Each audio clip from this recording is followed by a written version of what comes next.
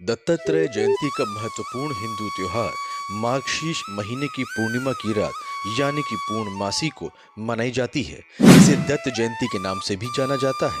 2023 में दत्त जयंती मंगलवार 26 दिसंबर 2023 को पड़ेगी। श्री दत्त जयंती वह दिन था जब देश भर में भगवान दत्तात्रेय का जन्म हुआ था।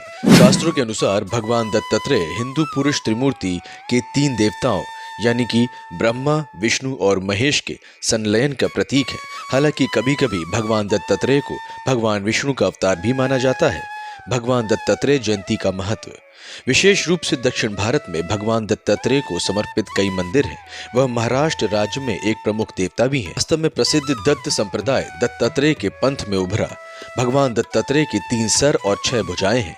दत्तात्रेय जयंती पर उनके बाल रूप की पूजा की जाती है। दिन कर्नाटक, आंध्र प्रदेश, महाराष्ट्र और गुजरात राज्यों में भगवान दत्तात्रेय मंदिरों में बहुत खुशी और धूमधाम से मनाया जाता है।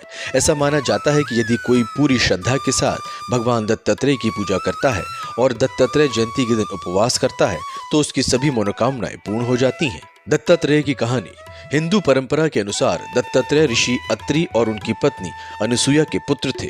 अनुसुईया बहुत ही पवित्र और सदाचारी पत्नी थी। उन्होंने ब्रह्मा, विष्णु और शिव की त्रिमूर्ति के बराबर पुत्र प्राप्त करने के लिए घोर तप किया था।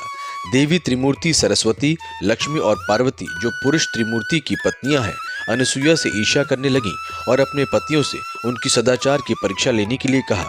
तदनुसार तीनों देवता साधुओं की आड़ में अनुसुईया के पास आए और उनसे इस तरह से भिक्षा मांगी जिससे उनके गुणों की परीक्षा हो सके।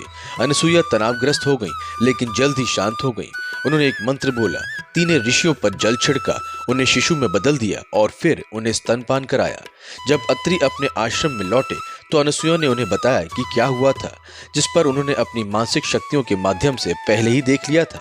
उन्होंने तीनों शिशुओं को गले लगाया और उन्हें 3 सिर और 6 भुजाओं वाले एक बच्चे में बदल दिया। तीनों देवों के वापस न लौटने पर उनकी पत्नियां चिंतित हो गईं और वे अनुसुईया के पास चली गईं। तीनों देवियों ने उनसे क्षमा याचना की और उनसे अपने पतियों को वापस भेजने की याचना की। अनुसुईया ने अनुरोध स्वीकार कर लिया। तब त्रिमूर्ति अपने प्राकृतिक रूप में अत्रि और अनुसुईया के सामने प्रकट हुई और उन्होंने एक पुत्र दत्तात्रेय के साथ आशीर्वाद दिया।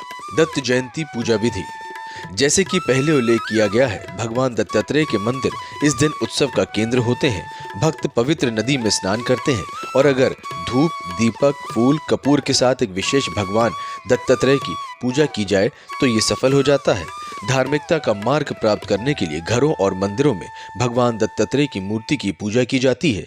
मंदिरों को सजाया जाता है और लोग भगवान दत्तात्रेय को समर्पित भजनों और भक्ति गीतों में डूब जाते हैं। कहीं कहीं अवधूत गीता और जीवन मुक्त गीता भी पढ़ी जाती है, जिसके बारे में कहा जाता है कि ये स्वयं भगवान का कथन है।